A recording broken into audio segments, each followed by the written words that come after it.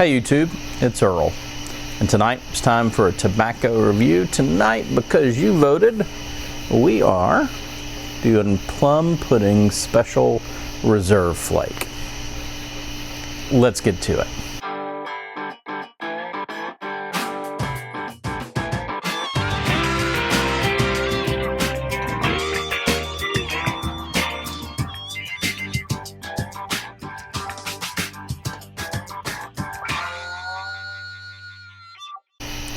Alright guys, like I said, tonight we are going to be reviewing some Seattle Pipe Club's Plum Pudding Special Reserve Flake. I put up a few days ago, a little, if you subscribe to my channel, which if you haven't, please go ahead and subscribe, and maybe even consider hitting the alert bell over there. But if you subscribe, you would have seen I made a little post, and I asked for your vote on what you wanted me to review next, and 60% of the votes right here went for plum pudding. So let's talk about this, and we'll do our normal where we'll kind of read the tin description, we'll talk about the tin note, we'll look at the cut, and then I'll give you my thoughts on the tobacco itself, as well as a few probably other things there. So Seattle Pipe Club, yes, it is a pipe club in Seattle that has its own blends, and I believe the blender's name is like Joe Langford. Could be wrong, but let me read the tin description to you. It'll probably tell you something a little bit about that. For years, master blender Joe Langford wanted to make a special reserve edition of plum pudding. Everything you loved about special reserve, now sliced into lovely flakes. Latakia joins with Turkish Orientals, Virginia, Cavendish, and Perique. All right, and plum pudding, it says English, Balkan, pressed, and flake cut tobaccos, a rare blend of Latakia, Orientals, Virginia, Perique, and Cavendish. And there's also on this one a tin insert as well. So let's make sure we read that, because it gives you even a little more information. So, Plum Pudding Special Reserve Flake. For years, master blender Joe Langford wanted to make a special reserve edition of plum pudding, but he waited. How to improve? Evidently I can't read tonight. So, for years, master blender Joe Langford wanted to make a special reserve edition of plum pudding, but he waited. How to improve upon perfection? The rarest leaf helped create the result.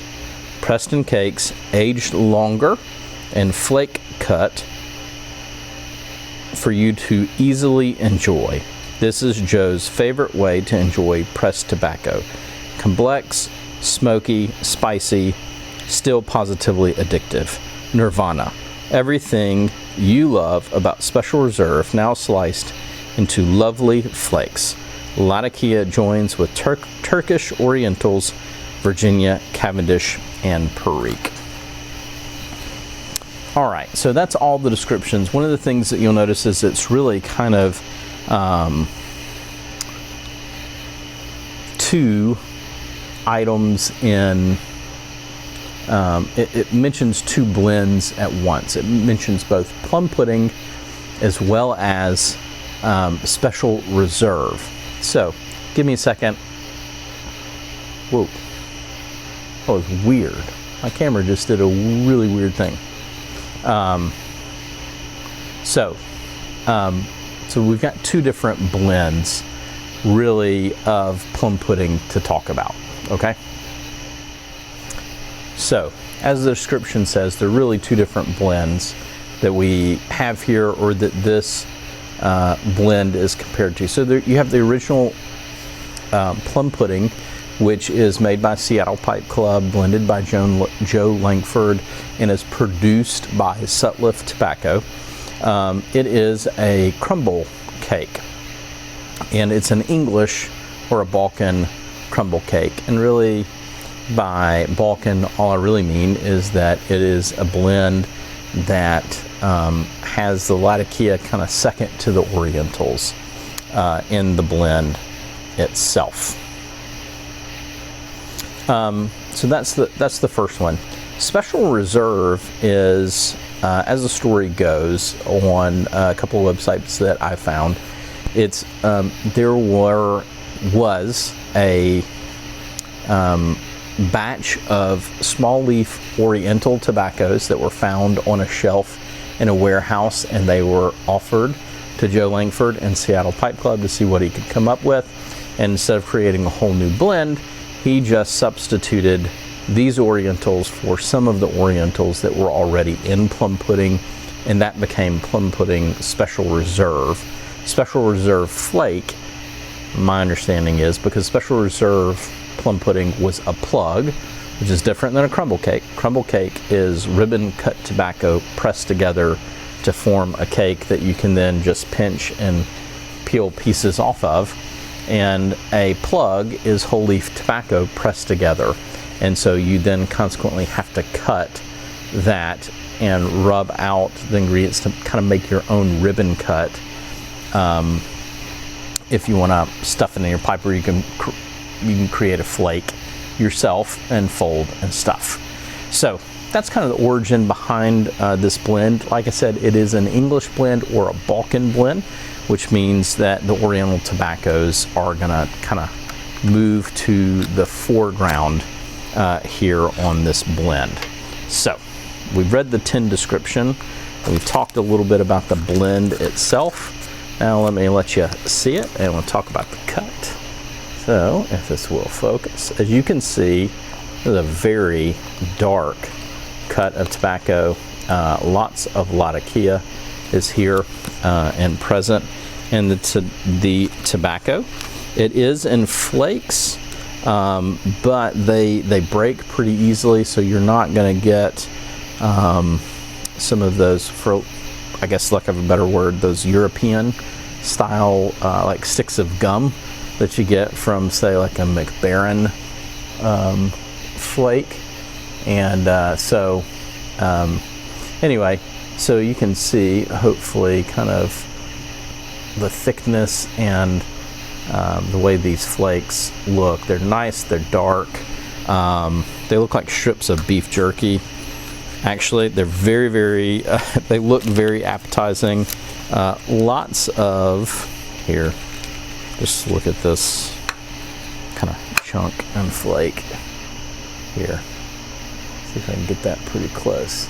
You can just see all the dark bits in there. You can really tell the pressing has, I think, helped darken and mature some of that. So anyway, it almost looks like a strip of brisket to me. Anyway, so that's the way it looks. The aroma. All right, so let's kind of talk about the tin note. Now, I've had this open, I think, a little over a week, and so I'll talk to you a little bit about how it evolves.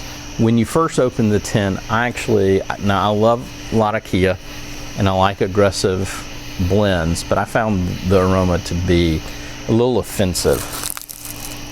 Whatever the Oriental tobaccos that were in there, they were very much asserting themselves, and it had a sour aroma to it. Not as in a, when I say offensive, I don't mean it was just like bad, get this away from me, because there was that sweetness, that incensey aroma of Latakia, but man, there was this kind of sour punch that was there that really kind of made me go, wait a second, I'm not so sure. So that's the aroma, that's the cut. But now, once it's been open for a week, I found that's kind of gone to the back. And it's one of those things that you really should give almost all pipe blends some time once you open the tin to kind of morph and change. But so a lot of that aroma has moved to the back end. It's still there, but it's not prominent. Mostly what you get is a nice woody, smoky flavor when you open it up, and that kind of sweet, incensey aroma is there, and it smells really great.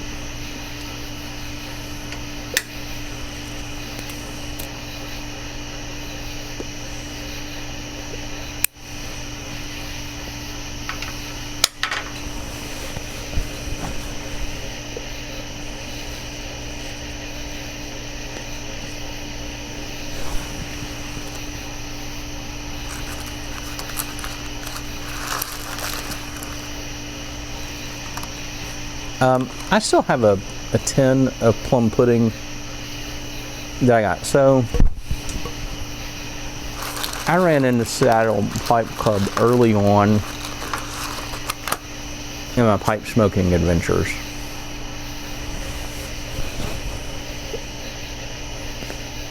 And there are a lot of their blends that I really want to still try. But I ran into them probably on Pipes and Cigars shortly after I ran into Dunhill Nightcap.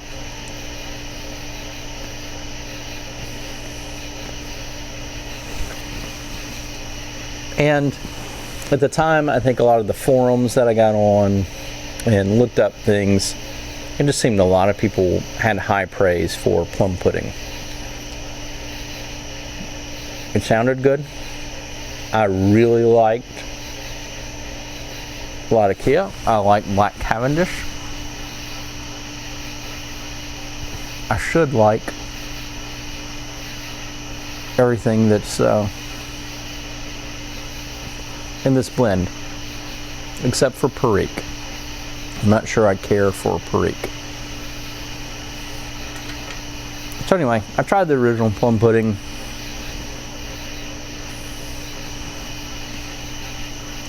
When it got to me, it was dry. And on top of that, I was a new cigar smoker. No, strike that, pipe smoker. And all these different cuts of tobacco, I didn't really know what to do with them. And so, you know, I'm not sure, number one, I gave plum pudding its due as far as how to smoke it, how to prepare it. Because I don't really remember coming into a crumble cake until pirate cake, but I know I got plum pudding first. Anyway, didn't like it. Like a lot of the set lift tobaccos, I thought I found it a little dry when it first arrived to me. So it's kind of just been hanging out in a jar. I got that, and I think Black Knight at the same time by Hearth and Home. Wasn't a big fan of either. But this is a wonderful, intriguing blend.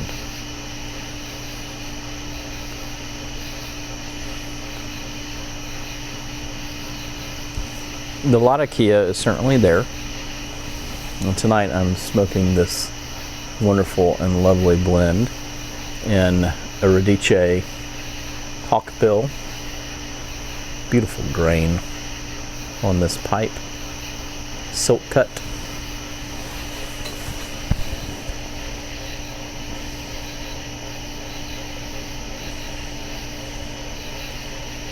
But I find this to be just a very smooth English blend. It is full-bodied. So there's a lot going on here.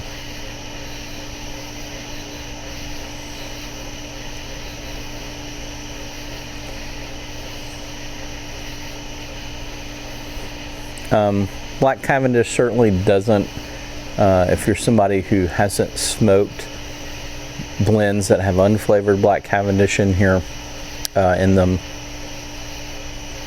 don't let that dissuade you. It's not like an aromatic Black Cavendish. It really doesn't provide that much sweetness, and more or less is a kind of filler tobacco, produces a good amount of smoke and spreads flavor.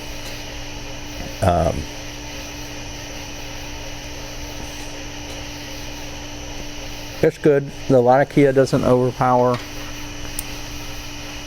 The Virginia doesn't want to bite.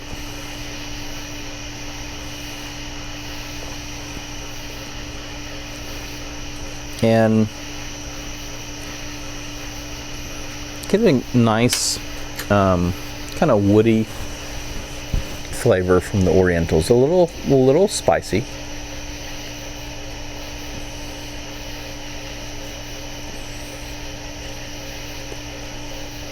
But nothing that much. So, did Joe Langford do it? Did he create Nirvana in a pipe? Well, I think that's for you to decide on your own preferences. This is a dang good blend. The only thing I don't like about it is that it's a flake and that it creates some, it's not very easy to just rub out. It's not hard, but it's another step in the process. It's not something I can't just go grab a tin, loaded my pipe and go. So it takes a little bit more time and ritual. Some of you may like that, some of you may not, but that'd be my only complaint with this tobacco. And because the flakes are so thick that at times it can make loading a pipe more challenging than others. But overall, good tobacco. If I can find it on sale, I'd buy some more, and my guess is this is going to age really well. Well, guys and gals, this has been Earl in my review of Plum pudding. I hope y'all have a good evening.